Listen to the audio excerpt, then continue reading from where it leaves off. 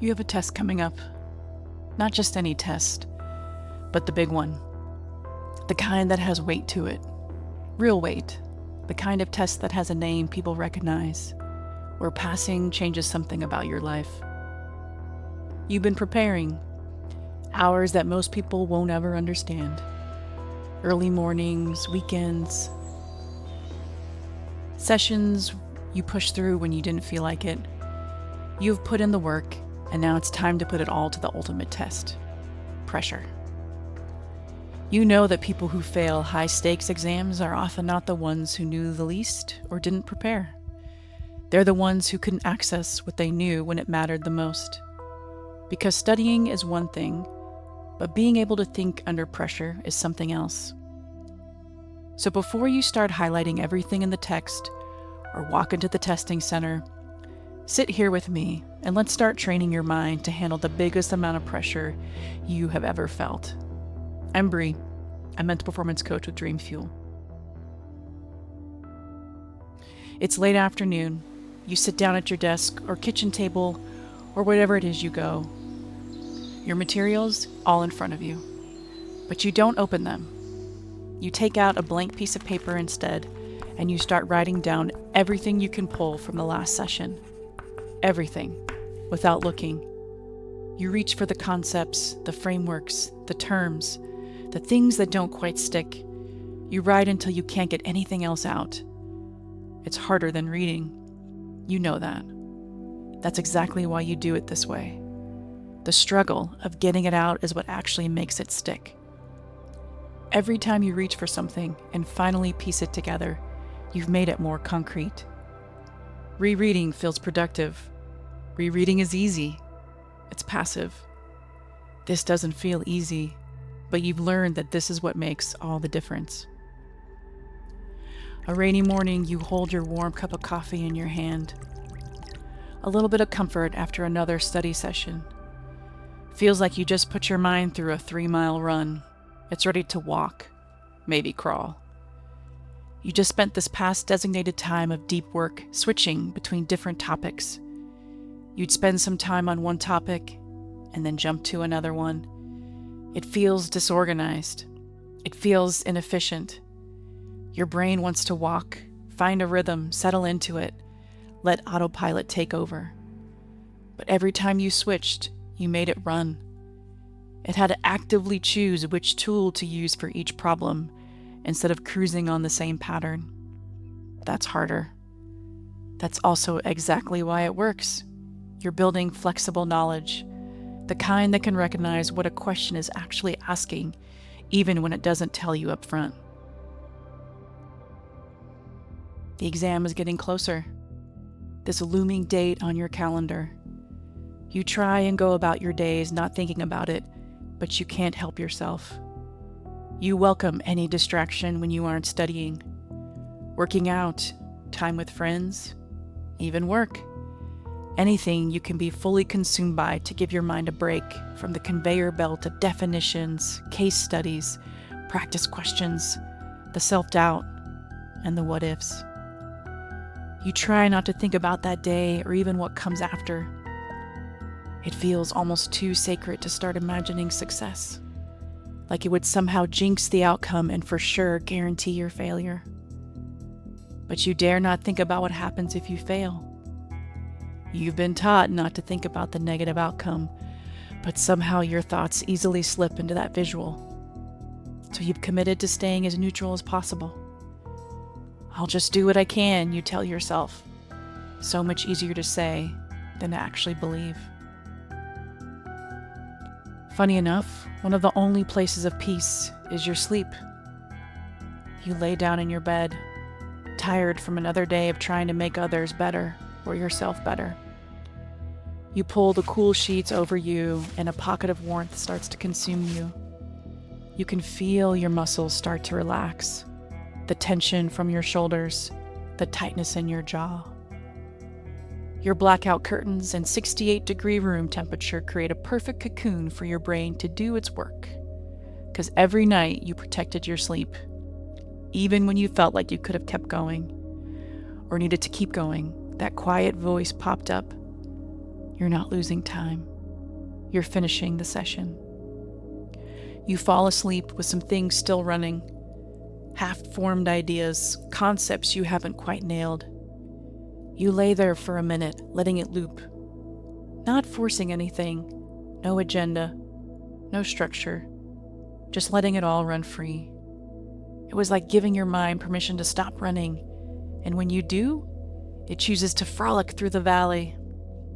This is where your mind gets to finish the work you started, moving everything from each study session out of fragile short-term storage and into something more dependable, integrating it with what you already know, making it a part of you, all while you are completely asleep. Before you finally slip into deep sleep, a feeling of comfort slowly passes through you as you know each time you choose sleep over staying up all night to study means you didn't fall into the trap of needing to feel productive. Because you know that's all it is, just a feeling. The hours you slept weren't borrowed from your preparation, they were completing it. It's the night before the exam. You've closed the books, not because you've memorized everything. Nobody memorizes everything, but because you understand something about how this works. There is a point of diminishing returns, and you are past it. More input tonight doesn't add retention, it only adds fatigue. And fatigue is the enemy of everything you've spent weeks building. Your job tonight is simple. Light review of the things you feel most solid on, a brief pass through anything you're least sure of. Not to master it, just to remind your brain it exists. Then you stop. That's it. You handle all the logistics tonight, where you're going, what time you need to leave, everything you need to bring, what you're going to wear tomorrow. You do it now when getting it wrong costs nothing. Tomorrow morning, your mental bandwidth belongs to the exam, not to finding your ID. You eat something real. You drink water. You do whatever signals to your body that today's work is done. And then, the part almost everyone struggles with. You try to sleep when your brain is anticipating something big is coming. The anxiety you feel tonight is not a sign something is wrong. It's your body getting ready, recognizing that something important is tomorrow and starting to prepare for it. This is not a malfunction. This is your brain doing exactly what it should be. The problem isn't the feeling. The problem is what you do with it. When the thoughts start, the what-ifs, the material you're not sure about, the worst-case loops, you don't fight them. Fighting makes it worse. Instead, you name what's actually happening. My body is getting ready. That's it. That's the whole reframe. Not fake, not forced, just accurate. Then you breathe. In through the nose for 4 counts. Hold for 7. Out through the mouth for 8. Slow, controlled, longer than everything else. Once, and again. And by the 3rd or 4th round, something starts to shift. Not dramatically, just a loosening. The thoughts are still there, but they're quieter, like they move to the next room. Your body is getting the signal that the threat is not tonight. Tonight is just sleep, and you let that be that. So you sleep. Not perfectly, because nobody sleeps perfectly the night before something like this. Maybe the anxiety creeps back in. That's okay. You don't need perfect sleep to perform well tomorrow. You need enough sleep, and enough is more than you think. One bad night is clear. It doesn't take you out. What takes you out is deciding that it does. So you let it be imperfect. You let it be enough, and you sleep. It's the morning of the test, and you wake up. Something's in the air immediately, alert. Your body is already ahead of you, and that's okay. You let it be. You move through your morning the same way you always do, not because rigid routine is magic, but because consistency this morning means fewer decisions before you walk through that door. Every decision costs you something. You're saving that cost for what matters. You eat. Not too much, but just enough. Something that will hold you. You don't review intensively this morning. If you look at anything, it's brief, and it's the things you feel most solid on. You're not trying to acquire anything new. It's too late for that, and you know it. You're just warming up what's already there. You arrive early, you find your seat, you settle. And when the anxiety rises, because it will, here's the move. Not suppression, not calm down. You feel it, and you say, "This is my body giving me what I need to be sharp today." You don't fight it, you use it. The people who perform best under pressure are not the people who feel the least amount of nerves. They're the people who know this feeling is not a sign of incompetence. It's a sign that they are about to do something they care about deeply. So the test is in front of you. One breath before you begin. It puts you here, in this room, in this moment. You start reading. First question, maybe it's clear, maybe it's not. Either way, you don't decide in the first 30 seconds how this is going to go. One question tells you nothing. You answer it and you move on. Here's your rule and you hold to it. Clear question, you answer it. Unclear question, best decision, mark it and keep moving. You do not let a hard question take the minutes that belong to the questions you know. That's not avoidance, that's strategy. And you came up with your plan before you got here, knowing full well that there would be no mental room for anything extra. When you hit something you don't recognize, what happens in your head? There are two versions. One doesn't work. This is proof I'm not ready. I should have studied more. I'm going to fail. That kind of thinking narrows everything, floods working memory, physically reduces your ability to retrieve what you know. You step on the brake while the engine is running. The version that works isn't fake confidence. It's more honest than that. Just, I may not know this one. I know others. What's the best call and move on? That's it. One question does not define you, does not define your competence or intelligence or knowledge of this. It's simply one question. You're not performing for perfection, you're performing to pass. Those are different targets, and people who confuse them lose points trying to chase the wrong one. Chase the right one.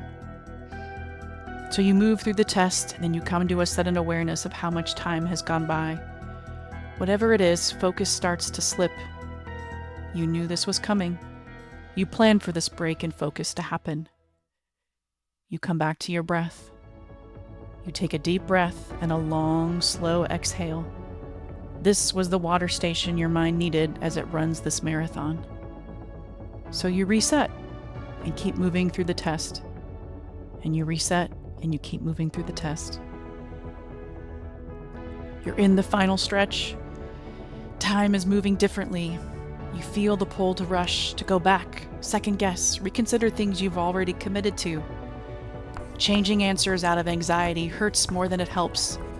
Your first instinct, built from weeks of solid preparation and thousands of times reaching for material and finding it, is more reliable than the second guessing that shows up when you're fatigued and scared. Trust what you built, because it was built on something real. The last question, you read it, you answer it, you submit.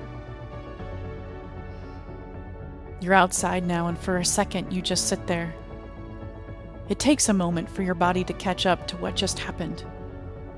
The weight of the last few hours, the last few weeks, the last few months. It doesn't lift all at once. It comes off in layers. Like your nervous system is slowly realizing it doesn't have to hold on anymore. Like something that has been braced for a long time is finally allowed to let go. And then it hits you. It's over. It's actually over. The early mornings, the study sessions you pushed through when you had nothing left, the weekends that weren't really weekends, the material you went over and over until it stopped feeling like information and started feeling like yours. The moments you wanted to quit and didn't. The moments you weren't sure any of it was working and kept going anyway. All of it. Done. Over. Behind you. You can't touch it anymore, and you don't need to. There's relief in that. Real relief.